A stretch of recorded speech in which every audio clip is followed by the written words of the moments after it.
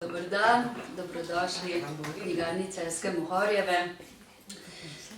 Jaz začnem v teh dneh hoditi okrog hiše pa opazovati, kolikor kaj že šmarnice cvetijo, in ko imam občutek, da bodo počasi zacvetele, pokličem Simono pa rečem, zdaj bi pa naredili kakšno predstavitev tega, kar smo letos za šmarnično branje pripravili. Tako da ja, spet kliče na zvenčani maj.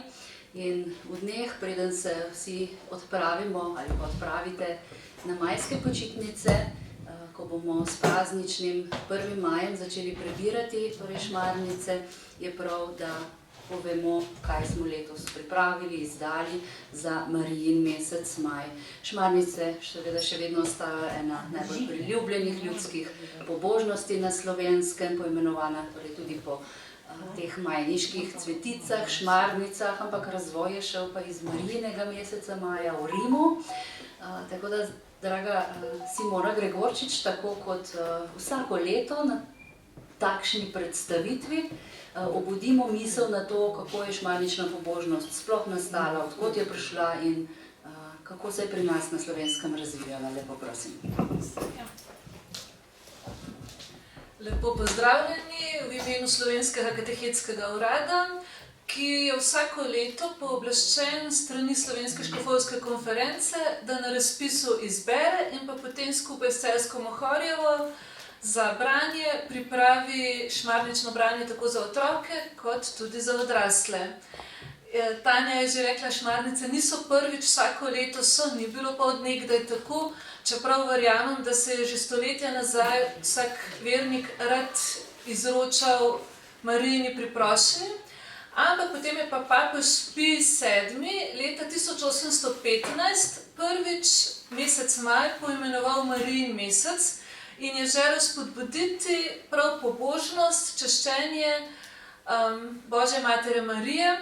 Najprej se je seveda ta pobožnost širila po romanskih deželah, počasi prišel glas do Slovenije in potem je nadebudni študent Jernej Lenček, bogoslovec, takrat leta 1851 je to bilo, organiziral, spodbudil, da so v bogoslovju prvič v mesecu maju brali šmarnice. Takrat še ni bilo izvornih slovenskih zgodb, ampak so prevedli iz francoščine knjigo z naslovom Mesec Marije. Tako se je začelo, potem pa vemo, dober glas seže v 9. vas in šmarnice so se počasi širile najprej v Alojzjevišče, potem proti Štajerski deželi. In leta 1855 so potem nastale prve slovenske šmarnice z naslovom Šmarnice. Napisal jih je Janez Volčič in brane so bile v župniji Kalobje na Štajerskem. Zanimivo pa je, da je to tudi prva omemba te Marijine pobožnosti kot šmarnice. Se pravi, verjetno tako kot je gospa Tanja rekla, pogledala je ven in videla cvetoče šmarnice, verjetno podobno tudi Janez 200 let nazaj pogledal okrog sebe in videl, to je mesec, ko se vsi razveselimo zelenja in teh belih cvetov šmarnic in še danes to pobožno, zato poznamo pod tem imenom. Živijo še danes in mogoče povemo, kar letos smo na tem razpisu izbrali 2 življenjski zgodbi priljubljenih svetnikov, svetega Frančiška Asiškega ob 800-letnici njegove smrti in pa mineva tudi 30 let od obiska svetega papeža Janeza Pavla II. V Sloveniji, tako da za odrasle pa bomo prisluhnili zgodbam o tem marijanskem papežu, ki zagotovo navdihuje tudi danes. Hvala lepa. Tako, ko čas teče, zgodovinarji vedno znova odkrivajo kakšne stvari in zanimivo mi je bilo, ker ves čas poudarjam o tem, da so bile prve šmarnice v župniji organizirane na Kalobju. Pri Svetem Petru v Malečniku imajo pa že kakšno leto pred tem prav tako zabeleženo šmarnično pobožnost. In to, kar tudi zdaj doživljam, šmarnice beremo ponavadi pri maši, zvečer, za otroke ali za odrasle, ali zjutraj za odrasle, ampak marsikje se pa zbirajo ljudje tudi ob kapelicah, ob znamenjih in tudi rojstnem kraju recimo mojega očeta ali pa tam, odkudar jaz izviram, smo nekoč 4-5 km, kadar smo bili tam, šli peš v cerkev k Šmarnicam, kadar nismo bili doma. Zdajle se pa vaščani ob eni kapelici zbirajo in to je tako krasno doživetje, no, da se ljudje vendarle sami povezujejo in res Šmarnice tudi sami berejo v kapelicah. In tako sem brala, je tudi bilo v Malečniku, ker so ljudje niso mogli vsak dan daleč v cerkev in so menda po vaseh zgradili 9 kapelic prav ta namen, da so se lahko zbirali k šmarnični pobožnosti. Tako da se mi zdi, da je to nekaj za dopolniti prav to. Mogoče še ena beseda tukaj, ja, zanimivo to, kar Tanja pravi glede tega zbiranja nekdaj v kapelicah. Zanimivo je, da danes kdo reče, a imajo Šmarnice kot pobožnost še tisto mesto in vlogo, kot so imele nekoč. Verjetno se to mesto morda spreminja, zagotovo pa priprošnja k Mariji, pa Marijino čaščenje nikoli ni zastarelo. In veseli smo kar nekaj pobud po župnijah, sploh v Gorenjska, Primorska, da imajo kakšna povezovanja posameznih vasi ravno ob kapelicah, kot je Tanja omenila. Hkrati pa tudi mnoge družine se zdaj odločajo, sploh če ne morejo vsak večer, ne vem, do župnijske cerkve ali pa različno stari otroci, in je mogoče za družino tako lažje, da doma sami pripravijo šmarnično pobožnost, naredijo oltarček in tudi te zgodbe berejo po družinah vsaj čez teden, pa potem ob vikendih pa mogoče skupaj z župnijskim občestvom, kar seveda spodbujamo, pozdravljamo. Vsaka življenjska okoliščina ima neke svoje posebnosti. Hkrati je pa tudi sedaj malo sodobni čas, gre vendarle tudi v to smer, da so Šmarnice dostopne tudi na digitalnih omrežjih in sicer brali se bodo na Radiu Ognjišče, dostopne bodo pa potem tudi v njihovem arhivu kot zgodbe za otroke in pa za odrasle bodo pa tudi v enem terminu, tako da vabeni tudi k poslušanju teh zgodb. So pa napisane tako, da seveda niso samo za majsko branje, ampak lahko letos torej svetega Frančiška in pa spomina Janeza Pavla II. Beremo katerikoli dan ali katerikoli mesec v letu, torej nekaj, kar trajno ostane. Ob tem mogoče, ko še govoriva o izbiri besedil za šmarnično branje, naj povem, da seveda se bo zgodilo, če boste šli po različnih župnijah po Sloveniji, da ne boste pri Šmarnicah slišali teh 2 besedil. Torej, Slovenski katehetski urad vsako leto izbere šmarnično branje za otroke in odrasle in ga potrdi škofovska konferenca kot uradno priporočeno branje. Druge založbe pripravljajo tudi svoje šmarnice ali pa tudi kakšni duhovniki, kdaj pač glede na to, kaj se po terenu dogaja. Seveda si zelo prizadevamo tudi z SKU-jem za to, da bi vsej k Mariji se bili Slovenci pripravljeni zatekati enotno z enotnim branjem. Stremimo k temu, osveščamo, vabimo k temu tudi vas, ampak ja, tako kot je Simona rekla, čas pač prinese svoje zahteve in veseli smo samo toliko, da se pobožnost nadaljuje in da se vsi zatekamo k Mariji toliko bolj v tem času. Pa se res mogoče najprej posvetimo besedilu za otroke, torej ob tej častitljivi 800-letnici, ki jo zdaj že nekaj let praznujemo, ne, ob Frančišku.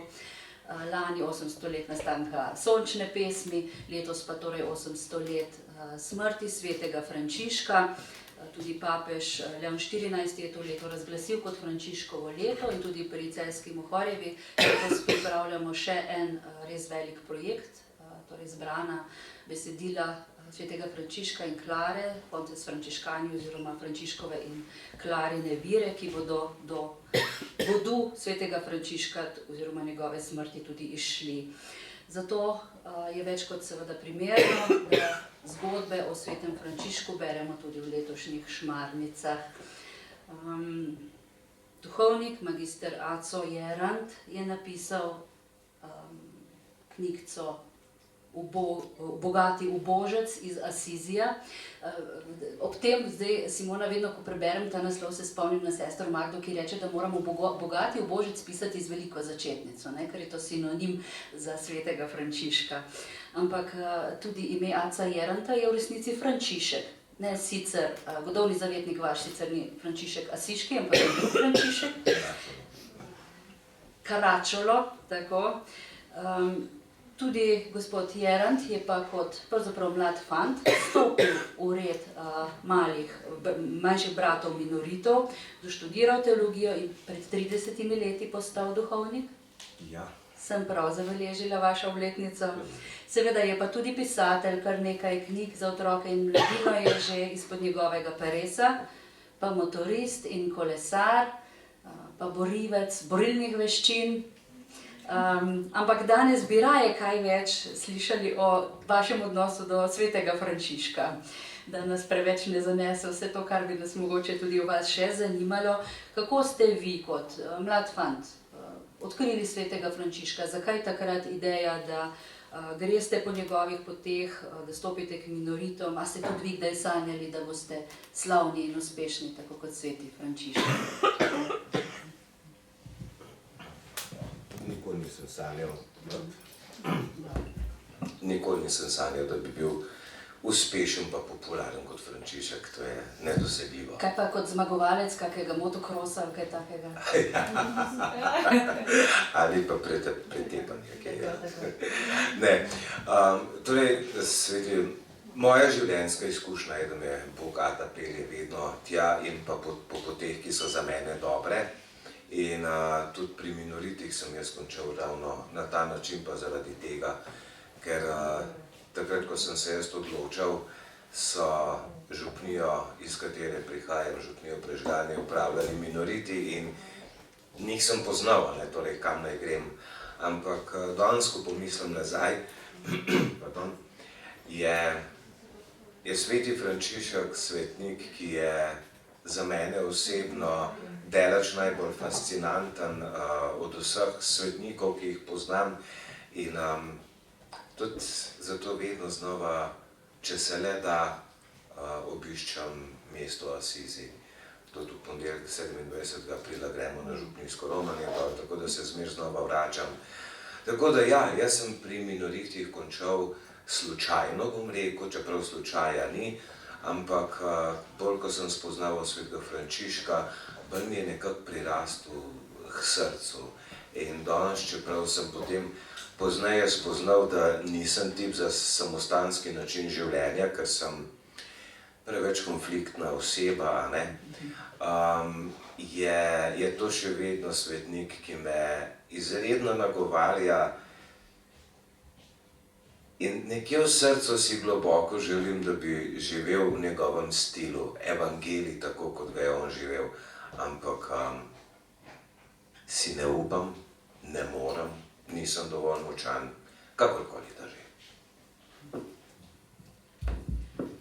To, da ste spet knjigo napisali o njem, sem prepričana, da ni to, da niste dovolj močni. Mogoče ste poklicani pa ravno tja, čeprav ne več za samostanskimi zidovi. Zdaj ste duhovnik v Tomišlju, kot župnik delujete. Pa mogoče samo zelo na kratko, torej ta frančiškanska duhovnost ali pa red manjših bratov, torej to so zdaj minoriti. Frančiškani in kapucini. Tako. Pa še kdo je zraven? Ja, potem so pa še klarise, tretje redniki in pa še nekateri redovi kot frančiškanke, Marinja, mislim, in tako naprej. Skratka, ki so si... Ja, torej, zanimiv je, da Frančišek je izredno privlačil s svojim zgledom in ljudje so zelo hitro, se je pojavila ideja, mi bi tudi tako živeli kot ti, se pravi, evangelij po tvojem zgledu. Kar moramo pri Frančišku vedeti, da je to, da je bilo njegovo življenje trdo. To ni bilo lepo, pravlično, romantično, super življenje, ampak je bilo res trdo. Številni posti, z danes na jutro ni vedel, kaj bo jedel, pozim ga je zebel, da je bil ves plav, ker je bil oblečen, kakor je bil oblečen, tako da njegovo življenje ni bila lažja oblika, ampak težja oblika, zaradi evangelija in po zgledu evangelija. No in prva se je pojavila Klara, mladenka iz mesta Asizi, ki je želela iti po njegovih stopinjah. Praktično ni bilo mogoče, da bi Klara in pa pozneje njene sosestre živele na ta način kot Frančišek in bratje. Tako da je na cvetno nedeljo, verjetno je šlo to vse v dogovoru z asiškim škofom Gvidom, je ona potem v noči cvetno nedeljo je še bila pri maši, ko je dal škof palmo, vejo, potem je pa po noči pobegnila iz hiše, kjer je pač živela s svojimi starši, šla do Frančiška, ki jo je potem najprej poslal benediktinkam, potem pa pri svetem Damjanu, ampak več o tem verjetno se da prebrati. Tako da, to je bila prva, potem pa so bili tu še tretji redniki, se pravi laiki, ki so bili poročeni, ki so živeli od dela svojih rok, niso mogli vse prodati pa pustiti, pa iti svobodno kot Frančišek in njegovi bratje, bi pa vseeno so želeli neko obliko, kako bi živeli po evangeliju preprostosti. In tako se je potem razvil ta tretji red, kjer ljudje živijo svoje vsakdanje življenje, družinsko življenje v službi, ampak se pa pač obljubijo, da se bodo trudili živeti po vzoru svetega Frančiška, evangelij, pomoč revežem, skrb za uboge in tako naprej. In seveda, tako kot ste že izpostavili, to ni kakšno romantično življenje, tako kot skušamo idealizirati svetega Frančiška, ki se je dobro razumel z žvercami pa z naravo. Tudi zdaj, ko prebiramo njegove spise, smo pravzaprav zgroženi, kako asketski in kako trd je bil.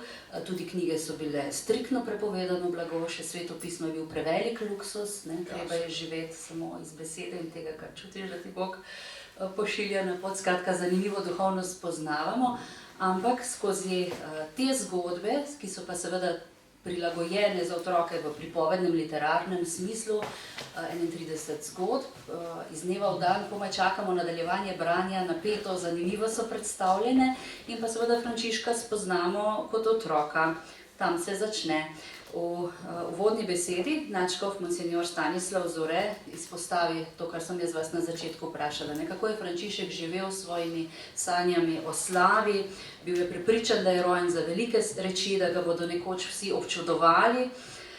Pot ga je v resnici pripeljala do slave, ampak ne mogočnega viteza, tako kot je sam sanjal, torej kot zmagovalca na bojnih poljanah, ampak do slave, zvestega božjega prijatelja in zmagovalca nad svojim srcem. Mogoče tako, da nam ne razkrijete preveč, pa vendarle, da orišemo malček Frančiškovo zgodbo skozi knjigo, kako so v vaših mislih nastajale te zgodbe in kaj ste izpisali. Ja, vprašanje je bilo, katere zgodbe iz Frančiškovega življenja ne predstavim, da bodo res za otroke privlačne, ker otroci živijo neke svoje sanje, otroci so neobremenjeni, oni se navdušujejo ob raznih zgodbah, osebah in tako naprej. Tako da sem na Frančiška hotel predstaviti na začetku, kot otroka mladeniča, ki je imel svoje sanje. Sej ni bil edini, sej drugi so me tudi, ampak ker je bil njegov oče zelo bogat, je imel možnost, da je te svoje sanje tudi začel uresničevati, ker oprema viteza je bila zelo draga, in to je šlo za premoženje.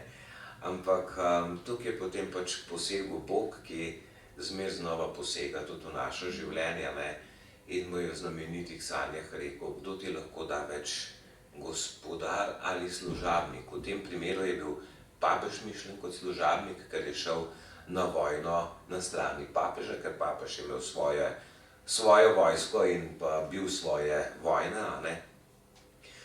In tukaj, s tem trenutkom se začne za Frančiška iskanje, vedel je, da tiste sanje, ki jih je imel, jih lahko črta, potem pa kaj. In tu se je za Frančiška res začelo na tako obdobje iskanja, poskušanja, preskušanja, in pa v enem obdobje sporov in nerazumevanja. Tudi ko je on začel to svojo pot, ko je očetu tako teatralno dal obleko in tisto močno z denarjem, zdaj naprej bom rekel, moj oče v nebesih, mi mu danes ploskamo, ampak takrat so ga ljudje imeli za bedaka, ki se je odločil, da bo prostovoljno živel beraško življenje. Mislim, kater neumnež bi to naredil. In so njega in tudi njegove brate še dolgo cajta imeli za bogataške razbajančke, ki so imeli polno vsega, in niso vedeli, kako bi si življenje še popestrili, so pa rekli, no, pojmo se pa malo berače špilati. Tako da to je bilo, potem šele, ko so se res ljudje prepričali, ker ljudje rabijo časa, so začeli na njega in na brate gledati z drugačnimi očmi. en tak pomemben mejnik je bil tudi, da je šel do papeža in mu je papež dal privoljenje, da sme živeti na ta način. In ko je enkrat papež vse skupaj požegnal, pa tudi škof asiški je bil na njegovi strani, to je zelo pomembna stvar, da je škof imel na svoji strani, potem šele so ljudje rekli, no, mogoče pa je to res še kaj drugega kot ena taka kaprica bogataških razvajancev. No in potem pa ja, on je hotel živeti pač strogo oboštvo, evangelsko oboštvo. V bistvu je on Boga za jezik potegnil. Jezus je rekel, ne skrbite, Bog oblač ptice, skrbi za njih, poglejte lilije na polju. In Frančišek je rekel, ok, če je tako, ajde, potem pa bo že Boga da poskrbel. Dejansko je Boga za jezik potegnil, če si obljubil, potem deluj, da vidimo. Tako da Frančišek je primer človeka, ki je evangelij vzel dobesedno brez razlag in obenem Boga predal na preizkušnjo, ali to, kar je v Svetem pismu, drži, ali je to navaden larifari. Ja, drži, tako da. 800 let kasneje še vedno govorimo o njem in še vedno številni živimo njegovo duhovnost. Zgodbo svetega Frančiška pa smo zlili tudi v družabno igro. Simona, pa te prosim, da še kaj o tem poveš in predstaviš. Ja, res je, vsako leto Šmarnice za otroke spremlja tudi gradivo, tako da otrok vsak dan po Šmarnicah prejme tokrat eno kartico, in sicer zelene barve Šmarnico, pa zadaj z vprašanji, in pa druga je oranžne barve, sveti Frančišek z volkom in spet na naslednji strani vprašanja. Zakaj te kartice, čemu bodo služile? Služile bodo temu, da bo na koncu Šmarnic, koncu meseca maja, otrok s svojo družino, prijatelji lahko igral tole družabno igro z naslovom Bogati ubožec iz Asizija, tako kot je naslov tudi knjigici. Zakaj ravno igra? Zato, ker si želimo, da bi pripoved, ki jo je Frančišek s svojim življenjem spisal 800 let nazaj, živela vedno znova. Vemo, da ljudje pripovedujemo svojo zgodbo, to, kar smo mi, vsakič malo drugače. In tudi zgodbe, ki jih beremo o Frančišku, je bilo napisano že mnogo knjig. Tudi Šmarnice, gospod Aco jih je napisal za otroke že drugič prav o Frančišku. Pa vendarle jih vsakič in avtor piše na svoj način, z določenimi poudarki, in mi, ko jih beremo, nas vsakič nagovarja nekaj novega. Želimo si, da bi otrok ob tej igri, oziroma otroci in odrasli, namenjena je prav vsakomur, tam nekje do 100. leta, pa še kakšen čez bi verjetno šlo. Namreč želimo si, da bi ob tej igri in vprašanjih, ki se zastavljajo ob njej, Frančiškova pripoved ne bila le nekaj, kar smo spoznali, ampak nekaj, kar po njegovem zgledu skušamo prenašati, pa čeprav v veliko milejši obliki v svoje življenje. Tukaj vidimo, da je na posameznih mestih so večje ilustracije iz Frančiškovega življenja. To so tista posebna mesta, posebna polja, kjer igralci odgovarjajo, če pridejo seveda na to polje, na vprašanja iz Frančiškovega življenja. Pa mogoče, imamo eno naključno, pa bom kar prosila, če kdo iz publike morda ve odgovor, da vidimo, kako bi nam šlo pri igri. Kot mladenič je Frančišek sanjal, da bo postal A. pevec trubadur, B. misionar ali C. vitez. Vitez, bravo. Ne, da bi poslušali Šmarnice že vemo, tako da sem prepričana, da kakšno vprašanje je tako, da bi ga izstrelili kot iz topa, kakšna so pa tudi mogoče malo težja, oziroma ne samo težja, ampak taka, da so povezana tudi z našim življenjem. Se pravi, igra skuša vključiti vprašanja, ki so vezana na življenjsko zgodbo svetega Frančiška Asiškega in njegovo duhovnost. Na drugi strani pa nekatera vprašanja skušajo spodbuditi tudi razmislek, kje sem pa jaz. Ne vem, recimo moja najljubša svetopisanska misel, ali pa kadar molim, se najprej spomnim na, ne vem, pa povemo neko prošnjo. Se pravi, različne naloge, ki spodbujajo res povezavo med lastnim življenjem in pa Frančiškovo zgodbo. Na drugi strani imamo pa potem kartice z znamenjem Šmarnice in tukaj vmes so taka mala polja s tem znakom. Tukaj pa otroci odgovarjajo na vprašanja povezana z Marijo, s pobožnostjo njej v čast in pa spet svojim odnosom, lastnim življenjem te pobožnosti, se pravi, kako pa jaz kot posameznik čutim, kakšen je moj odnos do Marije, kje sem, kakšne so molitve, ki jih poznam in tako naprej. Mogoče posebnost te igre je, da pri Človek na jezi se zbijamo in se vrneš nazaj, če ti ne gre. Če pa tukaj prideš na polje, kjer je že tvoj soigralec, pa ne bo šlo tako, da ga boš poslal nekam nazaj, niti ti ne boš skočil naprej, ampak boste skupaj hodili naprej, ker vemo, Frančišek je z brati hodil po 2 in 2, pa potem v bratstvu. In tudi ta pot, vidimo, sem pa tja je kakšna puščica, ko kaže naprej ali nazaj. Vemo, da Frančišek je vedno znova brate spodbujal nazaj k tistemu oboštvu, radikalnemu oboštvu, kot je avtor prej omenjal. Tako da tudi v igri, da sem pa tja pot zanese nazaj, ne gre samo naprej, pa vse to z enim namenom. Zadaj, na zadnji strani imamo opis posameznih polj in pa tudi namen, zakaj je določena pikapolonica, zakaj je določena puščica. Tako da res priporočam, da si med mesecem majem pridno nabiramo kartice in potem ob koncu zaključku šmarnic skupaj zaigramo Frančiškovo igro, ki pa upam, da bo uporabna tako na katehetskih srečanjih, kot pa tudi po družinah, še dolgo potem, ko bodo napisane že mnoge druge šmarnice, pa bomo vendarle še radi posegali po besedilu in po igri povezani s svetim Frančiškom, čigar aktualnost pa nikoli ne pojenja. Tako, zdaj je samo čas, ko je priložnost, da ga bolj izpostavimo, ne? Tako da otroci bodo prvi dan dobili to igralno ploščo in potem vsak dan po eno kartico, do konca 30 kartic in na zadnji so tudi kakšne rešitve za pomoč ali pa preverjanje znanja. Posebej smo pa seveda veseli, da so šmarnice za otroke slikovite, barvite, nazorne in tako naslovnico oziroma opremo knjige izdelala, kot tudi igro naslikala gospa Marija Bobič, ki je tudi danes z nami, pa jo vabim, da malček stopi naprej. In je seveda prav, da tudi vas vprašamo, kako ste se pa vi tokrat srečali s svetim Frančiškom. Zdaj ste mu dali eno podobo in ta podoba bo kar nekaj časa ostala v nas. Takšnega ga bomo doživljali. Kako ste ga pa vi?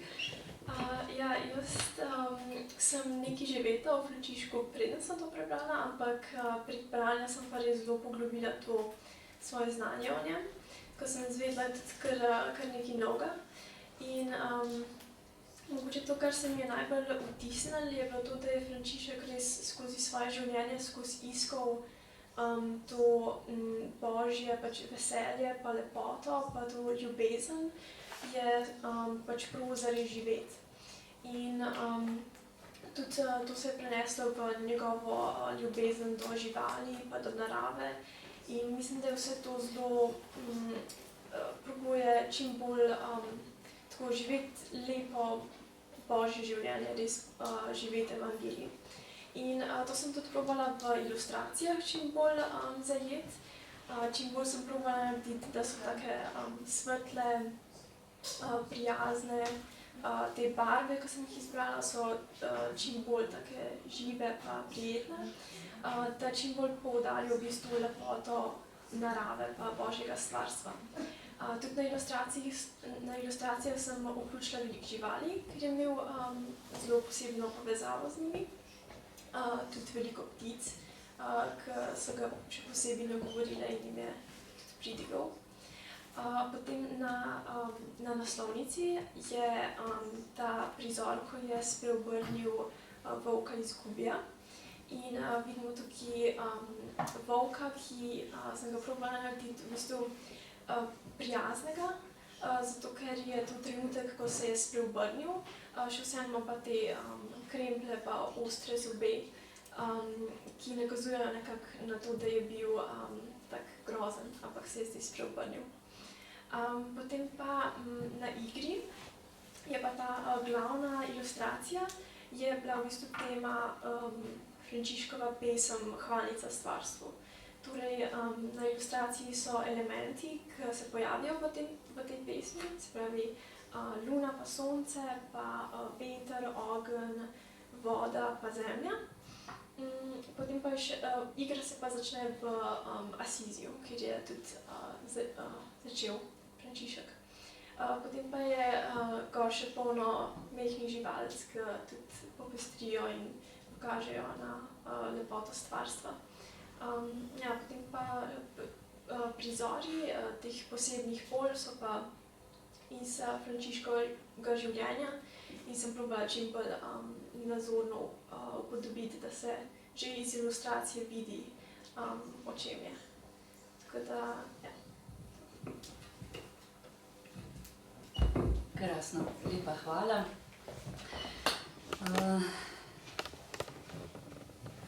To so bile torej Šmarnice za otroke, igra zgodbo tudi tako lepo zaokroži.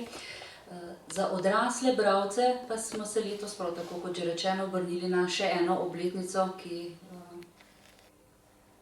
mogoče ni tako zelo pomembna, je bil pa dogodek za Slovence zelo pomemben. Pred 30 leti nas je prvič obiskal papež Janez Pavel II. V Sloveniji med 17. in 19. majem 1996 torej. Se pravi, to je bilo leto vašega posvečenja, smo zdaj pravkar povezala podatek, ne?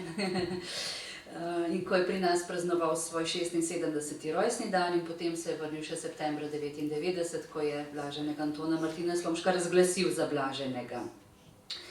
In gospa Urška Smrkolj je prav tako skozi 31 zgodb zapisala svoje razmišljanja o življenju Karola, Jožefa, Vojtive in pa o sledeh, ki jih je torej pustil kot papež. Tako kot sem že rekla, mislim, da res živo ostaja doživetje, vetje svetega duha iz tistega srečanja ob papeževih besedah. Papež ima vas rad, radostne množice, srečanja v Postojni, v Mariboru, maše v Ljubljani. Res se mi zdi ena takih najbolj doživetih občutij, povezanosti slovenske cerkve tistega časa, ki preprosto ostanejo zavedne, in pa seveda podoba papeža z dolgim spletenim vencem šmarnic okoli vratu. Pobožni škof, monsignor dr. Franc Šuštar, lepo opiše ta milostni čas in z njegovimi besedami ga ponovno podoživimo takole. Čas njegovega obiska v Sloveniji je bil milostni čas. Z veseljem se vedno znova spominjam tistih lepih dni. Spomnim se čudovitega miru in medsebojnega razumevanja med vsemi ljudmi v Sloveniji. Kar naenkrat je bilo lepo in mirno, veliko je bilo sodelovanja med vernimi in nevernimi, med cerkvijo in državnimi institucijami, vse je bilo v nekem velikem prazničnem pričakovanju. Celo na vremenu se je poznalo, saj se je deževno obdobje za 3 dni kar ustavilo in je posijalo sonce. Pred prihodom papeža je deževalo, takoj po odhodu pa se je deževje nadaljevalo. Ljudje, ki smo prisostvovali srečanju, smo bili na poseben način zaznamovani ter obsijani s soncem, da se je pomladanska ogorelost poznala še nekaj časa. Papež je na obisku zelo poudaril povezanost z Marijo. Njegova prva pot z bolniškega letališča je vodila na Brezje, k Mariji pomagaj. Zatem je prišel v Ljubljansko stolnico, kjer smo skupaj molili in zapeli Marijine litanije z odpevi, kot pri šmarnični pobožnosti. Vsi trenutki njegovega obiska in vse njegove besede so bili velika milost. Zato je primerno, da se po 30 letih srečanja spomnimo nanj in osvežimo čudovita doživetja, ter jih prenesemo na mlajše, ki tega niso doživeli. Draga gospa Urška, vi to ste doživeli? Lahko izdam, takrat ste bili 14 let stari. Imate na to srečanje kakšne spomine? Ja, kot najstnica sem to doživljala. Kot najstnik se mi zdi, vsaj pri meni je bilo tako velikega spraševanja, ali si sprejemljiv, ali si sprejet lahko v družbi drugih mladih ali pa v družbi nasploh. In pol nekako se mi zdi, da do tistega trenutka ni bilo veliko teh priložnosti, da bi se čutila zelo sprejeta kot mlada vernica, kot nekdo, ki hodi k maši. Pač ja, v družini jama, širše, ali smo lahko kot družina ali pa kot jaz del česa večjega. Malo smo še poznali tiste čase, jaz sem še imela kakšno zelo sicer starejšo že učiteljico, ne vem, se spomnim, da sem enkrat narisala, ne vem, v 1. razredu na vrhu tele novoletne jelke zvezo repatico in to je bil problem, in sem bila pošteno kregana in tako. In zdaj smo pa pričakovali ta dogodek, ne, pa ne vem, najbolj mi to ostaja, kako smo šli kot družina, pa smo bili kar del ene velike množice in mladih in ljudi in si se čutil nekako potrjen v tem, da si lahko sprejet in del enega občestva in enega hepenenja v tebi se zbudijo, da lahko to deliš drugim in si v tem sprejetno, čisto v veri. Gospa Urška Smrkolj je diplomirana socialna pedagoginja, mama 5 hčera, ja. Sicer pa zaposlena v Društvu prostovoljcev Vincencije Zveze dobrote. Z družino so vključeni tudi v skupnost Betlehem. To je ena stvar, je osebno doživetje. Zato, da ste izpisali celo knjigo ali pa zajeli življenje papeža Janeza Pavla II, je bilo pa verjetno potrebnega tudi kar nekaj dela. Spet enako, ne da izdamo preveč, ampak tako, kaj izvemo, kaj ste vi vključili v teh 31 pripovedi skozi letošnjo španično branje za odrasle. Ja. Meni je bilo to zelo lepo delo, sem ga doživljala kar tako, pač kakor da sama raziskujem zase eno odgovor na vprašanje, kako živeti vero, in se mi zdi, da Janez Pavel II to zelo lepo podajal, pač njegovo življenje je preraščalo iz te tradicionalne vere v to, da je vera lahko del našega življenja in postaja življenje samo. In podobno tudi z Marijo prerašča iz tega, ko je najprej kot mladostnik častil, občudoval to, da postaja njegova sopotnica pri čisto vsakdanjih vprašanjih. Kasneje pa tudi, ko je že kot papež moral sprejemati težje odločitve, je ona z njim kot sopotnica. In tukaj meni osebno včasih prav glede Marije zmanjka, pač verjetno se pravijo tako, da se doživljanje tudi Boga ali pa Marije lahko poveže tudi s tem, z nekimi izkušnjami iz otroštva kot oče, mama in tako. In se mi zdi, da jo jaz lahko hitro začnem doživljati kot nekdo, ki ga sicer imam rada in ona ima mene rada, mogoče se bojim, da bo razočarana nad mano, mogoče ne bom nikoli dosti dobra za njo. Ampak tukaj Janez Pavel II pa zelo priporoča in poudarja skozi svoje življenje tudi to, da gledamo na Marijo kot na tisto preprosto ženo, ki nam je blizu v tej preprostosti in v tem, da je sama negotova, da je sama na nek način zelo nepopolna, v smislu velikrat ne razume, velikrat dvomi, ampak vseeno vztraja in zaupa. Ne vem, to se mi zdi, da mi zame osebno en odgovor tukaj.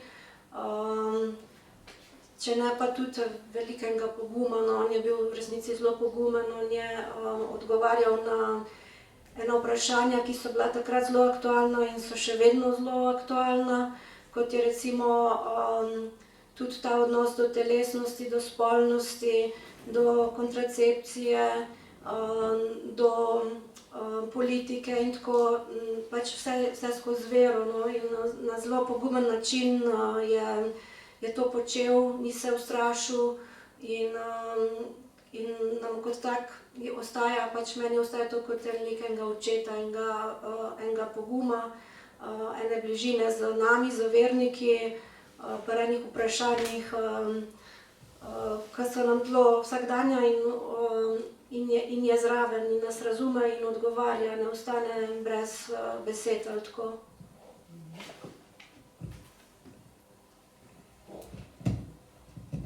Torej, kot prvi neitalijanski papež po 455 letih je bil Janez Pavel izvoljen za papeža, prvi slovanskega porekla. Gotovo v tistem letu 78 še ni pričakoval, da bo postal kar papež, čeprav istega leta že sodeloval na enem konklavu, po 33 letih, po 33 dneh papeževanja Janeza Pavla I, ki je takrat umrl, ga je nasledil in prevzel pravzaprav njegovo ime in dodal seveda drugi. Pri 58 letih je bil izvoljen kot pravzaprav zelo mlad papež in papeževal 27 let in se seveda zelo vpisal tudi v slovenska srca, mislim, kot ena duša, ki nas razume in tudi s vsemi vprašanji ljudskimi tako ljudskega smo ga doživljali, ne, kot tistega, ki razume ta konkretna vprašanja, kot ste omenili. In že kot krakovski nadškof si je izbral geslo, ki ste ga uporabili tudi za naslov šmarnic. Vrstvo je Totus Tuus. To geslo v bistvu je vzel iz ene molitve, namenjene Marijo kot mladostnik. Se je vključil v to, v eno obliko češčenja marijanskega in se je tam navdušil nad Marijo. Malo kasneje, čez nekaj let, se je pa začel sam pri sebi spraševati, ali mogoče ne pretirava s tem, ko se obrača toliko na Marijo, mogoče pa to ni dobro, mogoče bi se pa mogel posvetiti direktno Jezusu. In ob tem, ko je to premišljeval, je našel odgovor, da pač Marija je tista, ki nas vedno vodi k Jezusu, tako da nimamo kaj se bati ali da bomo kaj zgrešili.